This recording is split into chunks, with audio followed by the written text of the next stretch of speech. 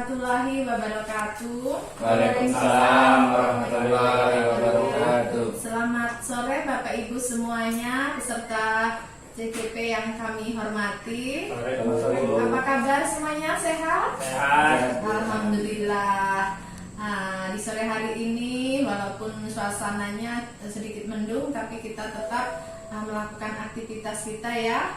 Bapak Ibu semuanya, hari Lokakarya yang ke-6 ini di sini kita akan menyampaikan keberlanjutan pengembangan diri dan sekolah. Nah, apa tujuan dari kegiatan pengembangan diri ini adalah salah satunya peserta dapat memahami dalam mengembangkan program sekolah yang menitikberatkan pada pengembangan diri dan pengembangan sekolah. Nah, Bapak Ibu semuanya, sebelum kita memasuki materi ini, kita terlebih dahulu berdoa untuk melanjutkan kegiatan ini. Mari Bapak Ibu kita berdoa terlebih dahulu. Berdoa selesai. Nah, untuk melanjutkan materi yang pengembangan diri, kita sepakat dulu ya bagaimana nanti dalam Bapak Ibu menanggapi diskusi. Kita harus membuat kesepakatan. Jika Bapak Ibu ingin menyampaikan, mohon mengangkat tangannya ya Bapak Ibu semuanya. Ya, Oke, sepakat? Sepakat. Oke, baiklah, kalau memang sepakatnya sudah kita sepakati, di sini saya akan menyampaikan apa sih yang menjadi pengertian pengembangan sekolah itu. Nah, rencana pengembangan sekolah atau RPS itu merupakan salah satu wujud dari salah satu fungsi manajemen sekolah yang amat penting dan harus dimiliki oleh sekolah. Nah, fungsi RPS ini memberi arah dan bimbingan para pelaku sekolah dalam rangka menuju tujuan sekolah yang lebih baik.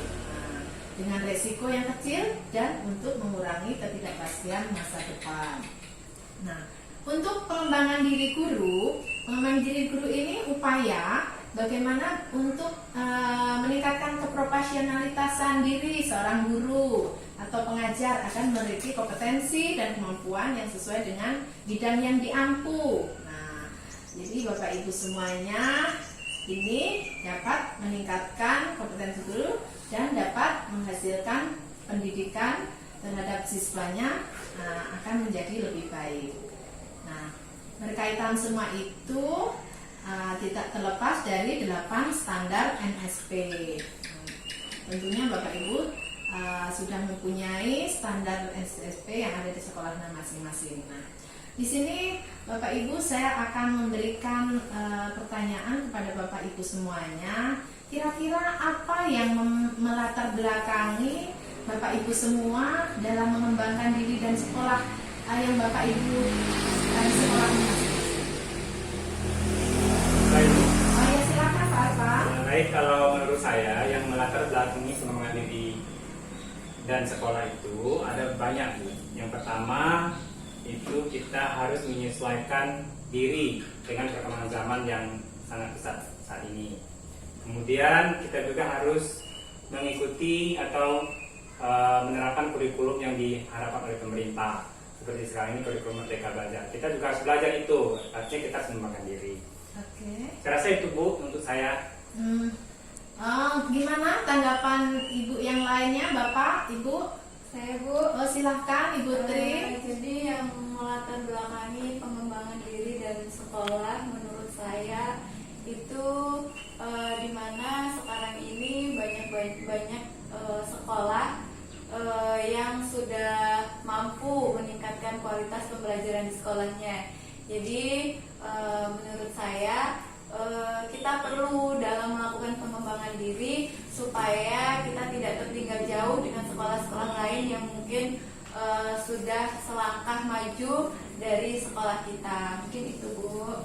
Oke, terima kasih, jawabannya luar biasa sekali. Gimana untuk peserta yang lain? Saya Bu, Silakan Bapak. saya jawab menambahkan sedikit ya. Menurut saya yang melatar belakangi pengembangan diri ini salah satunya adalah sebagai bukti profesionalitas kita sebagai pendidik. Jadi bukan hanya karena tuntutan zaman, tetapi karena kita sebagai pendidik harus profesional, harus menyampaikan pembelajaran yang baik, maka kita juga harus melakukan pengembangan diri, mengikuti zaman. Jangan sampai kita sebagai guru kalah dengan anak-anak. Apalagi kita sebagai harus bisa mendidik anak, harus bisa memberi teladan yang bagus bagi anak, maka kita harus tahu teknologi, kita juga harus bisa membimbing mereka sehingga tidak salah dalam memanfaatkan teknologi. Itu saja Bu. Oke, terima kasih atas tanggapannya semuanya luar biasa. Nah, untuk selanjutnya kira-kira untuk pengembangan diri dan pengembangan sekolah itu siapa saja yang bisa kita libatkan untuk pengembangan itu? Saya Bu.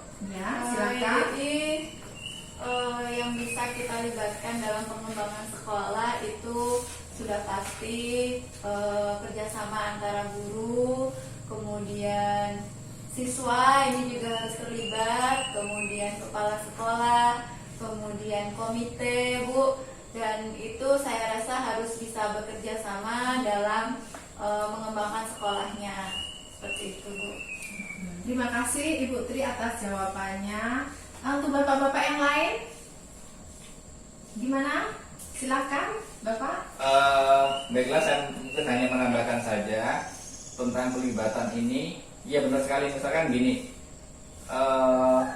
banyak ide-ide itu justru muncul dari misalkan dari anak-anak gitu. Anak dengan banyaknya jumlah anak itu tentu punya ide yang beragam. Selain itu juga komite dan dukungan orang tua. Orang tua itu penting karena ketika kita ada ide pengembangan, kemudian kita ada kendala, tentu kita harus melibatkan orang tua. Karena bisa jadi dengan melakukan sumbangan dana berupa SPP atau yang lainnya, sehingga ide-ide pengembangan itu bisa terlaksana gitu. Jadi bukan hanya sebatas ide, ketika nanti ada kekurangan misalkan dana, kita juga butuh orang tua untuk pelibatan sehingga ide-ide itu dapat dilaksanakan. Itu saja Bu tambahannya. Wah, bagus sekali Pak, ini Bapak jawabannya. Gimana yang lainnya Bapak? Bu. Oh, boleh, masih ada waktu. Jadi untuk sedikit. yang terlibat dalam Ya. pengembangan sekolah, baik itu pengembangan diri maupun pengembangan sekolah itu adanya tenaga pendidik dan pendidikan itu wajib itu terlibat karena dialah yang akan melaksanakan perubahan itu. Kemudian siswa itu sendiri dan orang tua wali. Cerita itu Bu. Oke, terima kasih Bapak Ibu semuanya, jawabannya yang luar biasa. Jadi mengingat waktu yang sudah lumayan sore ya, saya akan menyimpulkan kegiatan hari ini bahwa apa yang menjadi latar belakang untuk mengembangkan diri sekolah itu banyak sekali. Ternyata tidak hanya dari dalam diri aja, kompetensi gurunya harus, sarana prasarana, perkembangan zaman yang harus kita ikuti. Dan di sini kita harus juga dengar suara anak. Apa yang menjadi suara anak itu kita dengarkan. Jadi student center artinya seperti itu. Karena kita persaingan di kita khususnya dunia pendidikan ini memang benar-benar luar biasa dan kita akan menuju Indonesia emas. Nah, mungkin Bapak Ibu semuanya di akhir season kali ini kita tidak terlepas dari kerjasama baik masyarakat, baik stakeholder yang ada di sekolah kita.